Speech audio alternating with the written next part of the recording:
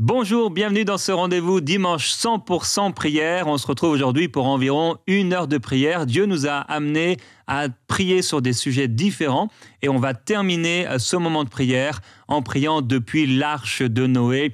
Noé a des choses à nous apprendre, la parole aussi. Alors, je t'encourage vraiment à te préparer, vivre ce moment avec authenticité, avec profondeur de tout ton cœur. Prie et vis ce moment à 100% parce que Dieu aussi a beaucoup de choses à partager à ton cœur alors que tu vas prier avec moi tout de suite dans Prière inspirée.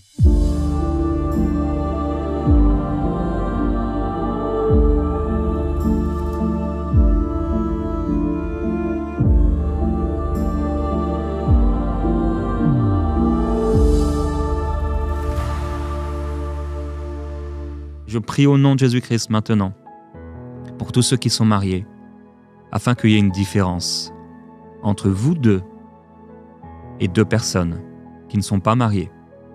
Dans le nom de Jésus-Christ, Père, tu m'as inspiré cette pensée déjà. Premièrement pour les jeunes, parfois les moins jeunes, mais particulièrement les jeunes, qui parce que c'est la mode, parce que c'est comme ça que tout le monde fait, ils s'embrassent avant le mariage, ils s'embrassent avant les fiançailles, ils s'embrassent langoureusement et ils éveillent l'amour avant le moment. Je te demande s'il te plaît, Père, alors qu'aujourd'hui et cette semaine tu veux éduquer, tu amènes une éducation et tu entends. Je veux m'adresser à une jeune fille, c'est le Saint-Esprit lui-même qui te parle maintenant. Tu entends sa voix. Et il te dit que cette bouche, cette langue qu'il t'a donnée, elle est consacrée, elle est sainte. Ne fais pas n'importe quoi avec.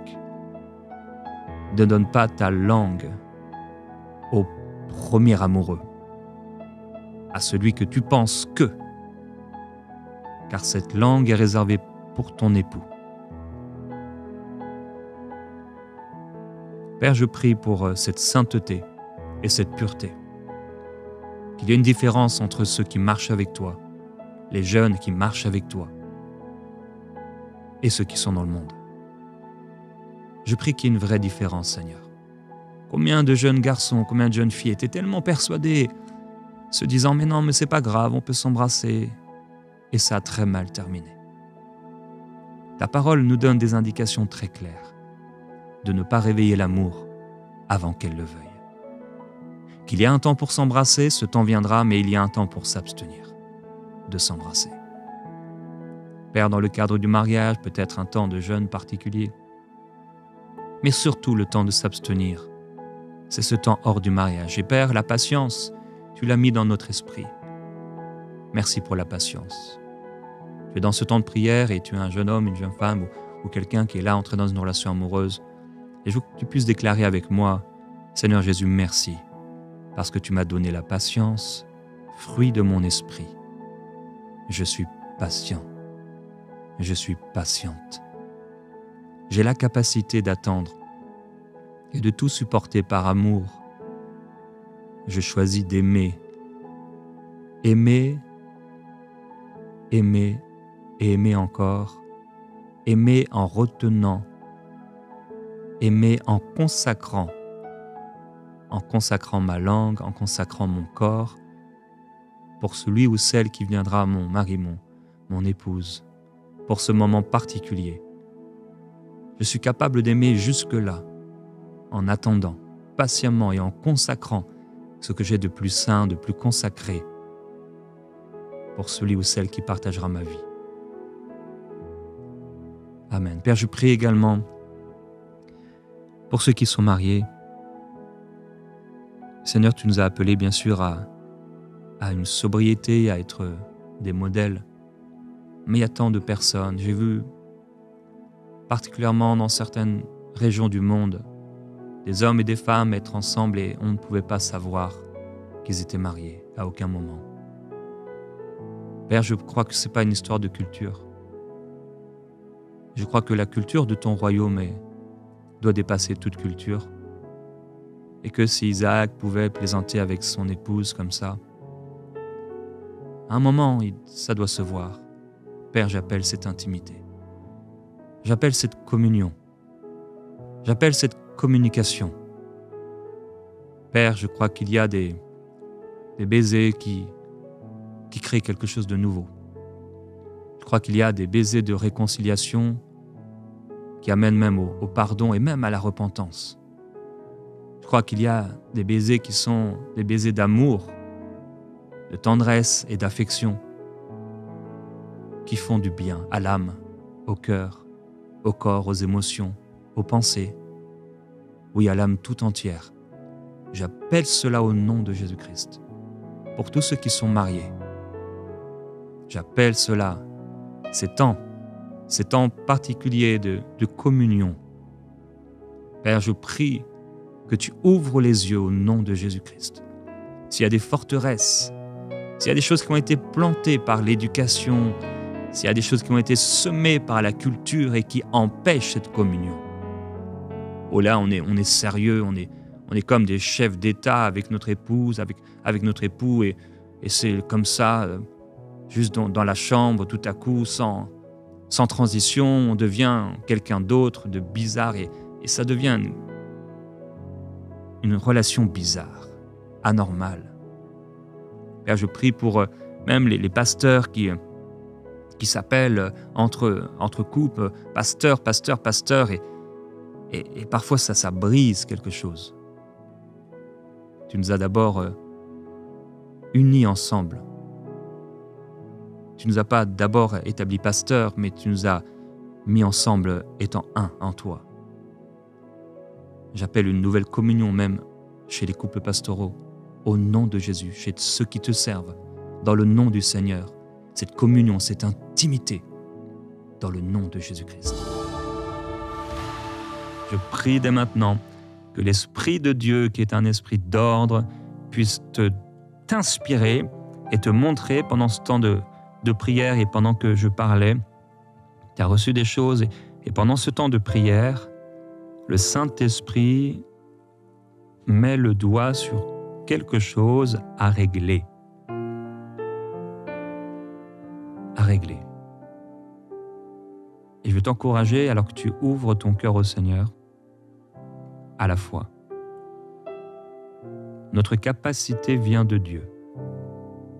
Dieu met en nous le vouloir et le faire. Père, je prie que tu mettes en moi, en chacun de nous, le vouloir et le faire.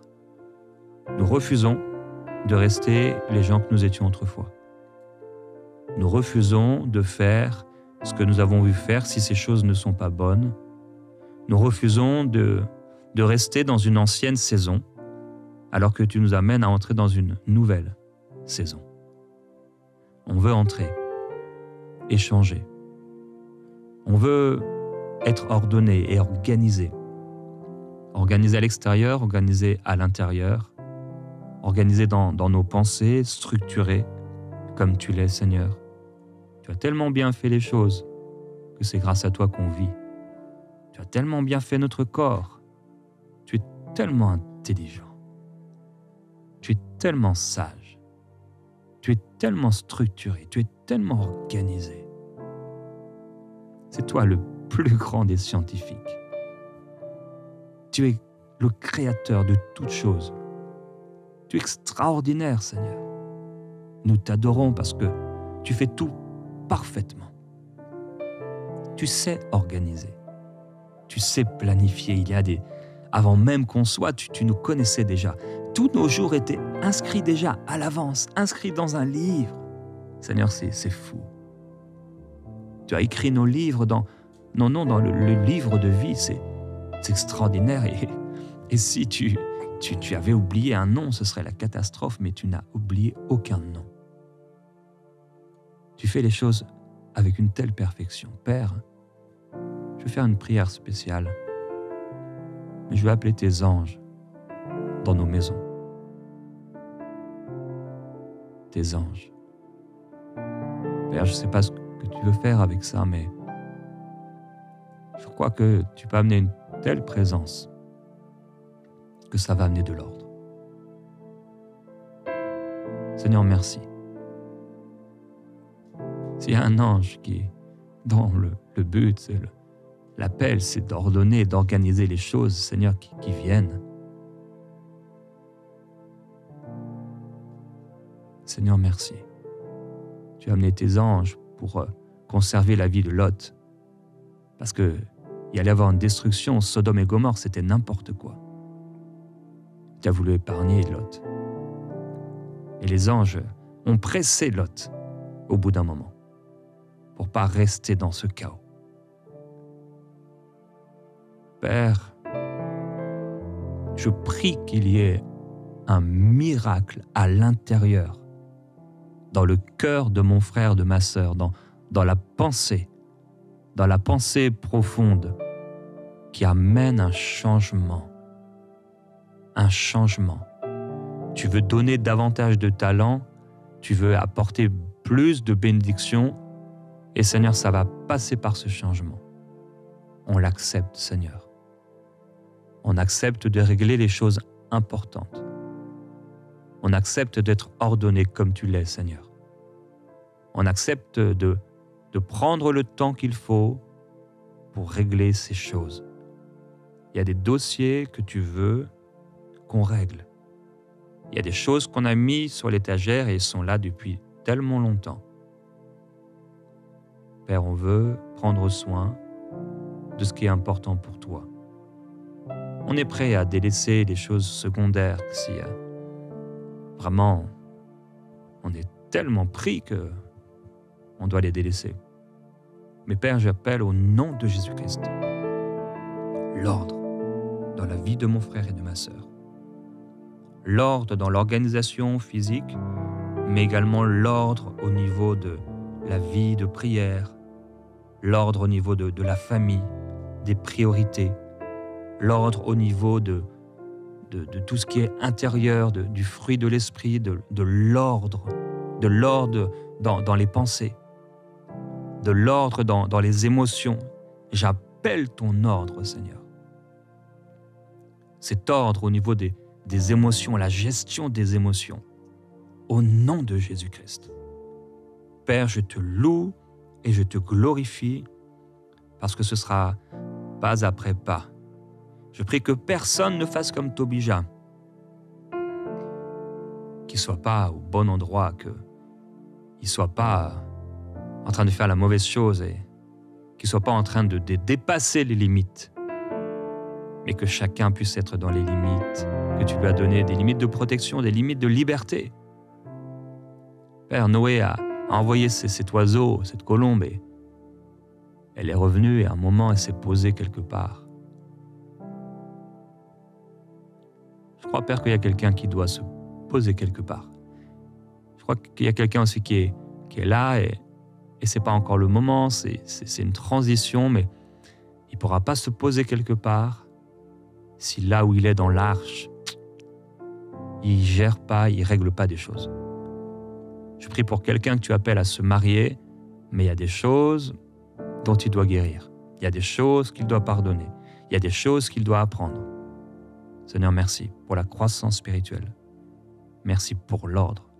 Merci pour l'organisation. Merci parce que tu as tellement bien fait les choses. Tu as donné à Jéthro un esprit particulier. Et il a fait par Moïse organiser les choses avec les chefs de 1000, les chefs de 100, les chefs de 50 et les chefs de 10. Tu as institué dans l'Église des diacres, il y en avait 7. Ils étaient remplis du Saint-Esprit. Dans la chambre haute, ils étaient 120. Tu organises les choses. Tu fais toutes choses parfaites. Qu'il en soit ainsi dans nos vies, au nom de Jésus-Christ. Amen. Père, je prie vraiment que les pères soient des modèles de paix et d'amour, de sagesse et de stabilité. Des pères qui ont le front dur par rapport aux circonstances de la vie, par rapport et devant le diable, mais un cœur profondément tendre devant leurs enfants. Comme tu l'es, Seigneur. Tu es un Dieu qui est comme un feu ardent. Mais tu es aussi tellement tendre, un Père, un Dieu d'amour, un Père. Je prie pour cette révélation du Père, pour mes frères et mes sœurs. Je prie pour quelqu'un qui n'a pas reçu la révélation du Père, qu'il la reçoive, qui reçoive cette révélation du Père. Je prie pour ceux qui n'ont pas eu un Père qui était facile, un Père qui était doux. Donne-leur cette révélation, Seigneur. Au nom de Jésus-Christ. Père, je prie pour ceux qui ont des blocages. Ils aimeraient, ils savent ce qu'il faut faire, ou ils ressentent ce qu'il faut faire, ou ils aimeraient, ils rêvent de faire ça, mais il y a des limitations dans leur vie, ils n'arrivent pas à le faire. Je prie que tu brises, Seigneur, les verrous de fer. Et je déclare au nom de Jésus-Christ que les chaînes des limitations, les chaînes qui empêchent les cœurs des pères d'aimer, que ces chaînes tombent, que ces cordes qu'on a mis sur eux, qu'on a mis sur leur cœur pour empêcher ce cœur de bondir, de grandir, que ces cordes soient coupées au nom de Jésus-Christ. Que ces pères qui ne sont pas présents, qui s'occupent de leur business, de leurs entreprises, et qui, comme le rêve de Michael, s'ils ne changent pas, ils vont voir leurs enfants devenir des adultes et l'adulte n'aura pas envie d'avoir une relation avec, parce qu'il n'était pas là. Je t'en prie, Seigneur, épargne mes frères, épargne mes sœurs de vivre ça. Au nom de Jésus-Christ, qu'il y ait une si belle relation. Toi qui as dit, je ramènerai le cœur des pères vers leurs fils, vers leurs enfants, et le cœur des fils, des enfants, vers leur père. Qu'il en soit ainsi au nom de Jésus-Christ.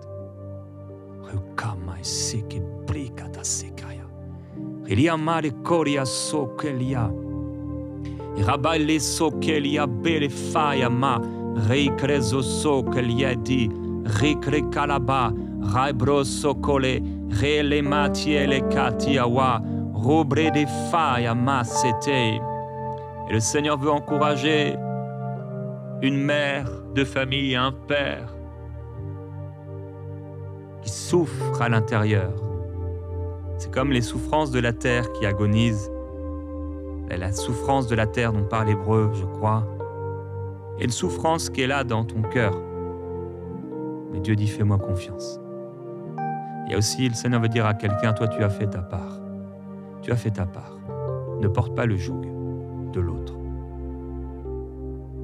Mais garde cette paix et continue de faire ce qui est bon et juste. Amen. Père, tu connais les situations des uns des autres. On n'a pas tous la même vie, mais on a tous le même besoin de décrocher, de repos. Et Père, c'est encore une fois, tu es en train de nous éduquer, tu es en train de nous apprendre simplement à vivre. Et c'est pas l'homme qui a inventé le repos. C'est vraiment une idée qui vient de toi. Le fait de décrocher, c'est pas l'homme qui a inventé le fait de s'arrêter un bout d'un moment pour faire autre chose, ou même les vacances. Tu as voulu qu'on ait ces temps de repos. Tu t'es reposé le 7e jour. Ça veut dire, pour toi, Seigneur, c'est comme s'il y a comme 15% de notre temps qui devrait être dédié au repos, en dehors de nos nuits même. Je prie parce que tu as voulu cette émission, pour épargner quelqu'un du danger. J'en ai parlé à la fin. Tu m'as rappelé ces tristes histoires d'hommes de Dieu qui sont tombés dans le péché parce qu'ils n'ont pas fait attention à eux. Père, je priais pour quelqu'un qui travaille trop, que ce soit aux études, que ce soit dans le travail.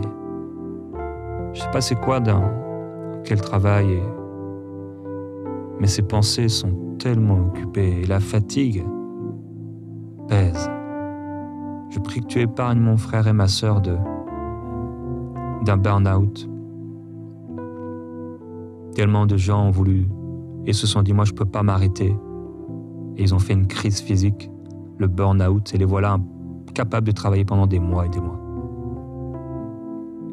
Dans cette société folle où les gens courent après l'argent et la productivité, je te demande s'il te plaît, Seigneur, plus de ta sagesse. Là où tu es, mon frère, ma sœur, demande au Seigneur cette sagesse. Cette sagesse pour bien compter tes jours, pour bien gérer tes jours. Père, nous appelons cette sagesse. Éduque-nous, instruis-nous. Tu l'as dit que tu le ferais, tu as dit que tu nous instruirais comme un père éduque son fils, comme il éduque ses enfants. Montre à quelqu'un, Seigneur, le rééquilibre, les changements qu'il doit opérer dans sa vie, parce qu'il se fatigue et ça fait trop longtemps que ça dure. Je prie, Père, pour quelqu'un aussi qui, c'est peut-être pas la fatigue son problème et le fait qu'il soit trop occupé, mais le fait qu'il n'arrive pas à décrocher. Et tout le temps connecté à son téléphone comme si c'était l'extension de son bras. Le téléphone au travail, le téléphone dans le métro, le téléphone dans la rue, le téléphone dans les magasins, le téléphone à la maison, le téléphone dans la chambre, le téléphone aux toilettes, le téléphone partout. Père, je prie qu'elle puisse décrocher vraiment. Décrocher complètement. Je prie pour ceux qui ne sont pas partis en vacances depuis longtemps, Seigneur. J'appelle la provision financière pour pouvoir décrocher et repartir avec encore plus de force, avec plus de ferveur, avec plus d'efficacité. Seigneur, c'est toi qui as voulu les 4 saisons. Il y a un temps où l'arbre, il porte du fruit. Il y a un temps où les fruits tombent. Il y a un temps où les feuilles tombent. Et il y a un temps où l'arbre a l'air d'être mort, en fait. Il est en train de dormir. Mais le printemps arrive. Père, je prie pour quelqu'un au nom de Jésus-Christ qui est tout le temps peut-être dans l'été ou dans ce moment où il porte du fruit, il est efficace, mais il ne veut jamais entrer dans l'automne. Seigneur, donne cette sagesse. Au nom de Jésus-Christ, cette sagesse. Prendre le temps, avec ceux qui sont importants, de s'arrêter. Prendre le temps, décrocher pour pouvoir être présent pour les enfants. Pour pouvoir être présent pour l'autre dans le couple. Pour pouvoir être présent même pour un parent, quelqu'un. Au nom de Jésus-Christ. Merci pour ta sagesse. Merci pour cette semaine où tu viens nous éduquer, Seigneur. Merci, Saint-Esprit, pour les paroles particulières que tu mets dans les cœurs. Tu n'as pas besoin de parler à travers moi de situations précises. Tu le fais par ton esprit, en montrant du doigt des choses dans nos vies qui sont à régler. C'est toi qui parles. On reçoit, Seigneur, ta parole dans nos cœurs. Et on croit que c'est toi qui parles. On veut prendre cette barque et aller se reposer. Au nom de Jésus-Christ. Amen. Seigneur, aujourd'hui, ma prière, c'est que tu trouves au milieu de nous des hommes et des femmes qui soient comme Noé, justes et intègres au milieu de cette génération. Je prie que mon frère et ma sœur puissent marcher vraiment avec toi. Père, je suis conscient, il y a peut-être des oreilles qui m'écoutent aujourd'hui et c'est pas quelqu'un qui te sert vraiment, c'est pas quelqu'un qui t'aime vraiment, c'est peut-être quelqu'un qui est juste en train d'écouter. Mais tu l'appelles à entrer dans l'arche et tu l'appelles à vivre quelque chose de nouveau. Tu veux pas qu'elle soit perdue avec le reste de l'humanité, mais tu veux qu'elle soit sauvée et rachetée. Et je veux te remercier pour cette œuvre que tu fais dans le cœur de quelqu'un aujourd'hui. Tu veux l'amener dans cette arche de salut pour sauver sa vie pour toujours. Et Père, alors que beaucoup écoutent et sont déjà tes enfants, nous voulons te remercier parce que tu nous as choisis, Seigneur. Je prie pour mon frère, ma sœur, qu'elle puisse vraiment marcher avec toi. Qu'il soit juste et intègre au milieu de cette génération. Je prie, Père, qu'il y ait vraiment une différence entre mon frère et quelqu'un d'autre qui ne te connaisse pas, entre ma sœur et une quelconque femme qui a fermé son cœur à ta présence. Il doit y avoir une différence. Père, tu nous montres qu'à l'époque de Noé, la terre était corrompue. Les cœurs étaient mauvais, les cœurs étaient méchants. Et au milieu de cette génération, alors que c'était devenu vraiment la culture, c'était une culture de péché, c'était une culture de perversité, c'était une culture contraire à ta parole et à ce qui était bien. Tu as élevé un homme, Noé, qui était juste, qui marchait vraiment avec toi. Alors tu nous montres par là, Seigneur, qu'on peut être au milieu d'une génération perverse. On peut être même entouré, à l'école, au travail ou dans la vie, d'hommes et de femmes qui n'en ont rien à faire de la sainteté, de ta parole. Et pourtant, on peut marcher avec toi.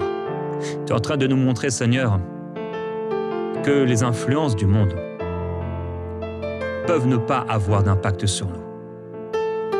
Et que tu nous montres qu'on peut être vraiment dans une situation, ou dans une position, ou dans un pays, ou dans une ville, dans un endroit, vraiment, on se dirait, mais non, mais là, je pourrais jamais marcher avec Dieu. Et en fait, tu es en train de nous montrer qu'on peut quand même marcher avec toi, Seigneur.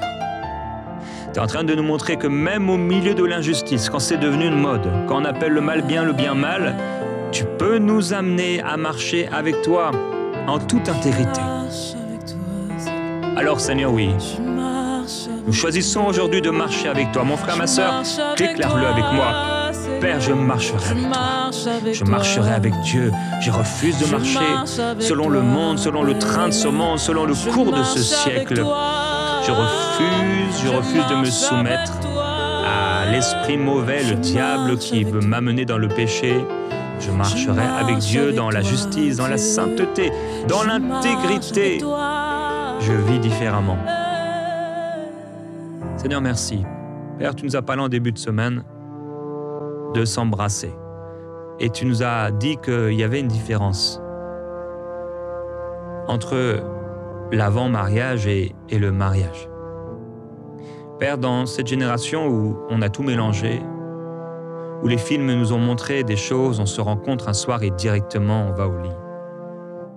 Père, c'est de la perversité, c'est des choses que tu détestes, que tu désapprouves, l'immoralité sexuelle, la débauche, toutes ces choses.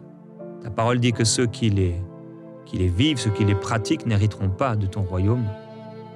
C'est pourquoi, même si nous sommes debout aujourd'hui, nous voulons marcher encore dans la sainteté et déclarer cette sainteté, proclamer, Père, que nous nous gardons pour toi, que nous nous gardons, que nous obéissons à ta parole et que nous refusons sous toutes ses formes le vice, nous refusons sous toutes ses formes l'impudicité, nous refusons sous toutes ses formes l'immoralité sexuelle, nous refusons l'adultère, nous refusons toute pensée perverse, nous refusons tout cauchemar, toute chose qui viendrait du royaume des ténèbres, pour nous salir, pour nous souiller. Nous refusons au nom de Jésus-Christ toute chose, tout film, Seigneur, qui serait une honte, tout film, toute pensée, toute image qui voudrait nous amener dans Sodome et Gomorrhe ou dans cette génération dans laquelle Noé vivait, où les gens étaient tellement pervers qu'ils ont commencé à avoir des relations contre nature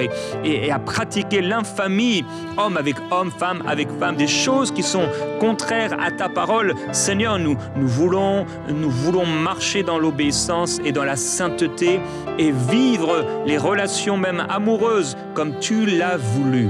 Tu as dit, Père, il n'est pas bon que l'homme soit seul.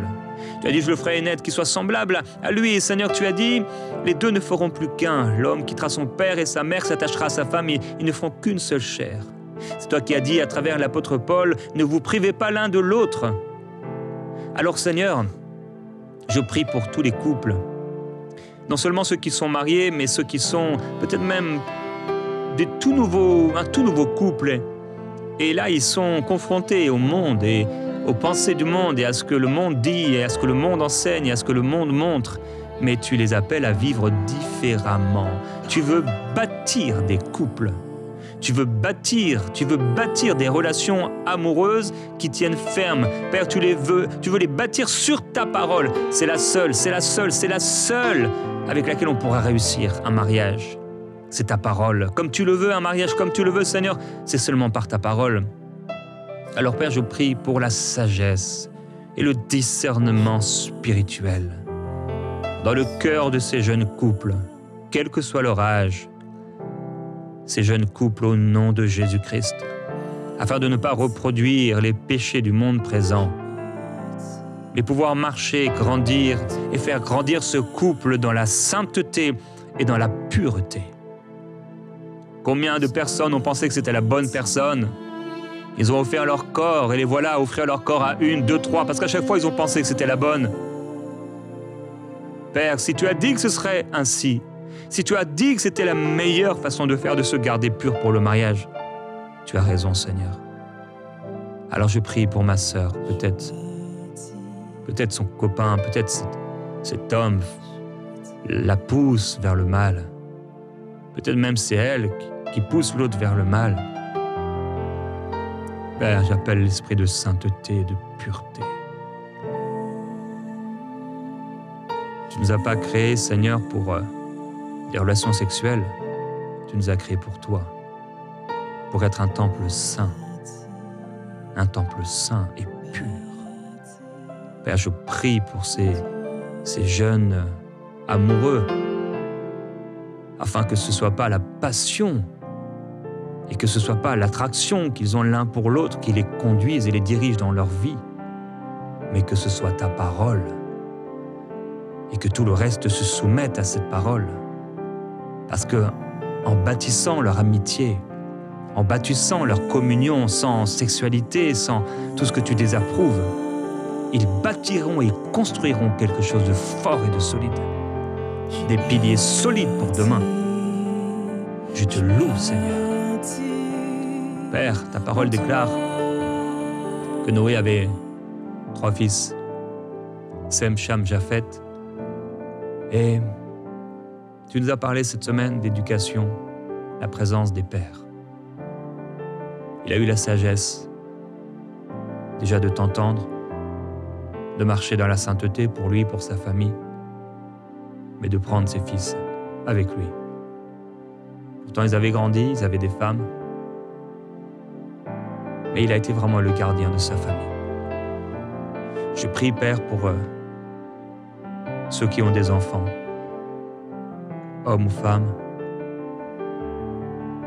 et je te demande, s'il te plaît, comme Noé a pu sauver sa famille dans l'arche, qu'ils puissent sauver leur famille, qu'ils puissent amener leur famille dans l'arche. Je prie pour le salut de ces familles. Je prie pour le salut de ces enfants. Dans le nom de Jésus, fais cette œuvre de salut. Fais cette œuvre de révélation. Fais cette œuvre de conviction de péché dans le cœur de ces enfants qui sont perdus et qu'ils soient sauvés. Qu'ils soient sauvés. Je prie pour les pères qui sont des leaders. Noé a été un leader pour sa famille et pour ses enfants, alors même que ses enfants avaient grandi et qu'ils étaient déjà mariés. Il a été un leader. Il a montré le chemin. Il a su parler. Il a su confronter. Il a su dire quelque chose qui paraissait insensé. Je prie pour des pères qui sont remplis du Saint-Esprit. Je prie pour des pères qui n'ont pas peur de parler en langue dans la maison. Je prie pour des pères qui n'ont pas peur d'exprimer ta parole, de proclamer ta parole, d'enseigner ta parole, d'instruire selon ta parole. Je prie pour des pères qui se positionnent, qui sont présents. Ils sont présents le soir pour aller coucher leurs enfants et parler ta parole. Pour des pères qui, dès le matin, en se réveillant, sont remplis de ta parole.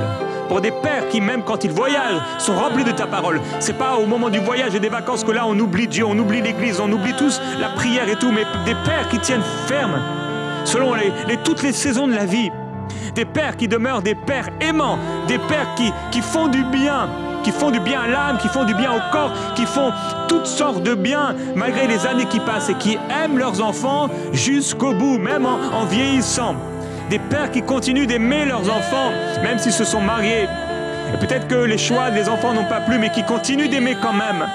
Père, je prie pour des pères qui soient semblables à toi. Nous voulons, Seigneur, être des pères qui soient comme toi, des modèles, au nom de Jésus-Christ, des leaders pour nos familles. Savoir parler, savoir dire, savoir corriger, savoir enseigner, savoir instruire, savoir prophétiser comme Noé a prophétisé. Prophétiser, être un prophète dans la famille, être un prophète dans la maison. Jusqu'à ce jour, pour lui, c'était le déluge. Pour nous, c'est ton retour, ton second retour. Tu reviens, Seigneur. Tu reviens. Que nous puissions sauver nos familles au nom de Jésus-Christ. Tu peux lire Marie, chapitre 6, versets 14, 15 et 16. Fais-toi une arche de bois de gopher. Tu disposeras cette arche en cellules et tu l'enduiras de poids en dedans et en dehors. Voici comment tu la feras. L'arche aura 300 coudées de longueur, 50 coudées de largeur et 30 coudées de hauteur. Tu feras à l'arche une fenêtre que tu réduiras à une coudée en haut. Tu établiras une porte sur le côté de l'arche et tu construiras un étage inférieur, un second et un troisième. Amen, oui. Père, tu nous as montré aujourd'hui que tu es un Dieu d'ordre. Tu es un Dieu organisé. Tout ce que tu fais est parfait. Et quand tu as vu tout ce que tu as créé, tu as trouvé cela très bon. Père, je prie pour quelqu'un qui n'a pas encore connu la joie d'amener un projet jusqu'au bout et de trouver ça très bon. Je prie pour quelqu'un qui manque d'ordre dans sa vie.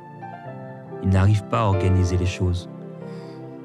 Il n'y a pas d'étage, tout est pareil, dans le même étage, dans la même pièce, et c'est le désordre.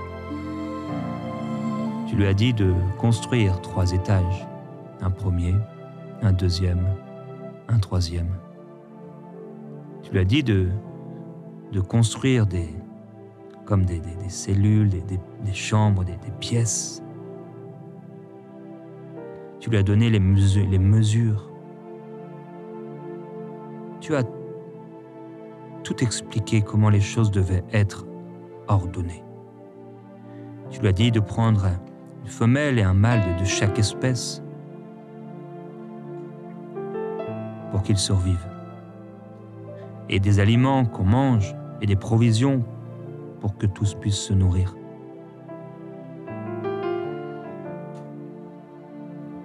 Seigneur, nous appelons l'ordre dans nos vies. J'appelle l'ordre divin dans la maison de celui qui m'écoute maintenant. L'ordre divin au nom de Jésus-Christ. Je prie même que, Père, ça devienne insupportable pour certains de vivre dans le désordre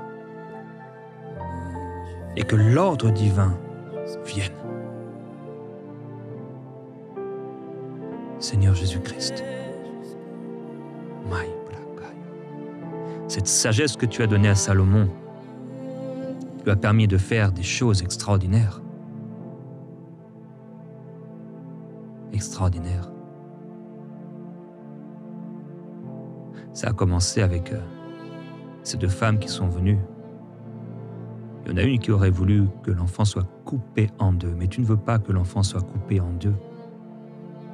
Tu veux que l'enfant soit entier, qu'il conserve la vie. Tu ne veux pas des choses à moitié, Seigneur. Tu veux des choses entières. Tu ne t'es pas arrêté à moitié, mais tu as fait les choses en entier et tu t'es reposé. Seigneur Jésus-Christ, tu n'as pas donné ta vie à moitié. Tu ne t'es pas arrêté au milieu du chemin, mais tu as été jusqu'au bout. Jusqu'au bout.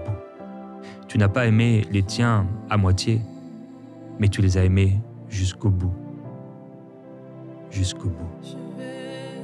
Père, je prie que on puisse être ordonné jusqu'au bout. non seulement dans les objets physiques de la vie, mais également dans ce qu'on doit faire dans les cœurs, dans notre amour, dans la patience, dans la persévérance, dans la fidélité, cette patience, cette paix, cette douceur, cette joie, que tout soit ordonné, que tout puisse continuer, que tout puisse être organisé pour pouvoir survivre dans l'arche de la vie. Je prie, Père, pour ceux qui manquent de discipline dans la prière. Ils ne réussissent pas à avoir un temps de prière, ils ne réussissent pas à méditer, ils se pensent être trop occupés. Même peut-être certains se soulagent en écoutant des émissions, ils se disent « Oh, comme ça va aller », mais ils n'ont pas d'intimité. Je prie pour plus d'intimité, Seigneur. Je prie que chacun puisse aller chercher la manne, obéir, ne pas faire comme certains qui prenaient plus que ce qu'il ne fallait, et il y a des vers qui se sont mis à l'intérieur. Je prie, Seigneur, que ceux qui ont gardé la manne jusqu'au lendemain, je prie qu'on puisse vraiment être organisé comme toi, ordonné comme toi. Et cet ordre va amener une liberté. Cet ordre va amener une sorte de paix, une joie, une symbiose, quelque chose de spécial. Ça va couler. Ça va couler. Je te loue et je te remercie, Seigneur, pour cette grâce. Cette grâce. Père, ils étaient dans l'arche. Ils sont entrés dans l'arche. Et la porte a été fermée. L'eau est tombée et a tout emporté. Pendant 40 jours, le déluge a duré. Toutes les montagnes les plus grandes ont été recouvertes. Et les eaux ont continué pendant 150 jours. 5 mois. Et tu t'es souvenu de Noé. Et tu as fait venir un vent. Père, tu nous as dit de bien compter nos jours. Tu nous as rappelé cette semaine l'importance que nos cœurs aient de la sagesse. Parce que nous ne sommes pas éternels physiquement. Il y a un temps où ce sera la fin, le dernier grain de sable du sablier tombera et ce sera fini. Père, je prie que personne n'ait à rougir parce que il n'aura pas pris le temps de se reposer en toi, de te chercher, de décrocher de son travail. Tu as mis Noé et sa famille dans une arche. Ils ont été obligés de décrocher. Ça a duré des mois. Des mois où ils n'avaient plus besoin de travailler comme ils avaient l'habitude de le faire. Ils étaient là et il y avait ces 4 couples. Chacun avait sa vie, son intimité. Ils ont passé tellement de temps ensemble. Ils étaient obligés. Ils ne pouvaient plus sortir de l'arche. Il n'y avait pas de téléphone, pas de film, pas de série, même pas de livre. Ils étaient là face à eux-mêmes et face à l'autre. Père, je prie pour les couples qui n'ont plus le temps de se retrouver, pour les familles qui n'ont plus le temps de se retrouver, qui n'arrivent pas à couper, pour les personnes qui n'arrivent pas à couper, ils sont dans l'arche, mais Dans l'arche, ils amènent tellement de choses. Ils amènent leur dossier du travail. Ils amènent leur téléphone, ils amènent leur télévision, ils amènent leurs films, leurs séries, toutes leurs choses. Ils ne peuvent pas être juste avec toi, ils n'arrivent pas à couper. Ils n'arrivent pas à t'entendre, ils n'arrivent pas à être patients, ils n'arrivent pas à prendre le temps. Ils courent constamment. Père, nous voulons prier dans l'arche. C'est une arche de salut, c'est une arche de bénédiction, c'est même une arche de croissance. C'est pas une arche où il ne se passe rien. C'est une arche où tu agis, ta main est là. C'est toi qui diriges le bateau de nos vies. C'est toi qui le fais, Seigneur. Tu dis dans ta parole, arrêtez et sachez que je suis Dieu. Tu vas arrêter quelqu'un aujourd'hui dans sa course de folie. Arrêtez, sachez que je suis Dieu. Tu veux que quelqu'un entre dans l'arche, là où tu l'appelles. Tu dis à un homme, Seigneur, tu veux que quelqu'un, un homme, un mari, rentre dans l'arche et arrête de courir à droite et à gauche. Se retrouver avec sa femme et revenir à une intimité, à une communion, une relation comme tu l'as voulu, sans avoir besoin d'avoir toujours quelqu'un à la maison, des amis ou autre chose, par peur d'être juste à deux.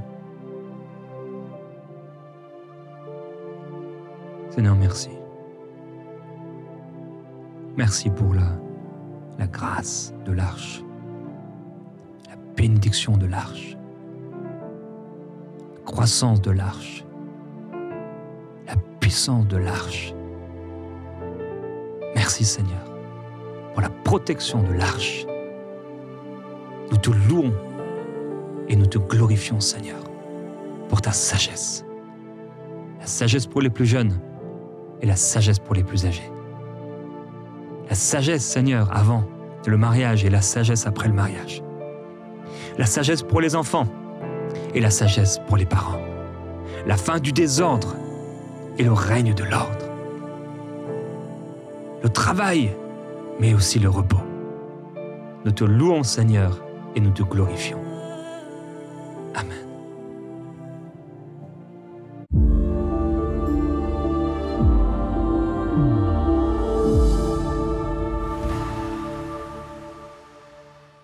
Bonjour, je m'appelle Pascal, j'habite en France. J'ai eu une guérison depuis une quinzaine de jours, depuis lorsque le pasteur Jérémie a prié sur le psaume 35. Là, j'ai eu une autre guérison du nerf sciatique. Donc, en fin de compte, depuis le pasteur Jérémie jusqu'à maintenant, je me tiens droit. Je n'ai plus aucune gêne. Je n'ai plus... En fin de compte, j'ai plus de gêne. Je peux jardiner, je peux faire mon ménage, je peux plier du linge. Il y a même, depuis que j'ai écouté cette émission-là, je n'ai plus aucune gêne des coudes et des genoux.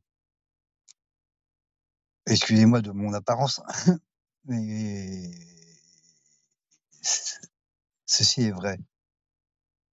Je n'ai plus aucune gêne de tout partout. Je sais que par la grâce de Dieu, par son Fils et par le Saint-Esprit, j'ai été béni de ces guérisons-là. Donc, à tous les pasteurs, je voulais vous remercier, femmes ou hommes. Voilà mon témoignage. Amen.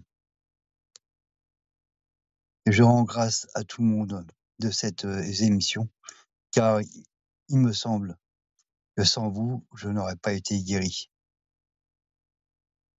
Donc, je vous rends grâce.